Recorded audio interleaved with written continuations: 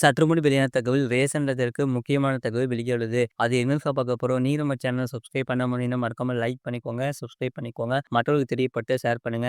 Ration கார்டுகளை அடிப்படையாக வைத்து தமிழ்நாட்டில் பல சமூக நலத்திட்டங்கள் செயல்படுத்தப்பட்டு வருகின்றன. குறிப்பாக கலைஞர் மகளிர் உரிமை தொகை திட்டம் ரேஷன் கார்டுகளின் அடிப்படையிலேயே பயனாளிகள் தேர்வு செய்யப்படுகின்றனர். போலி ரேஷன் கார்டுகள் காரணமாக தகுதியான பயனாளிகள் இருந்தும் அவர்களுக்கு அரசின் உதவி கிடைப்பதில் சிக்கல் நீடிக்கிறது. ஏனென்றால் ஏனென்றால் அரசு குறிப்பிட்ட இலக்கு வைத்து ரேஷன் அட்டைதாரர்களுக்கு உரிமை தொகை உள்ளிட்ட திட்டங்களை கொடுக்கிறது. இதற்காக பயனாளிகளை தேர்வு செய்யும் போது போலி ரேஷன் கார்டு அல்லது தகுதியற்ற ரேஷன் கார்டுகளை வைத்திருப்பவர்கள் இந்த திட்டங்களை பயன்படுத்தி கொள்கின்றனர். இதனால் உண்மையான பயனாளிகளை கண்டறிவதில் சிக்கல் உள்ளது.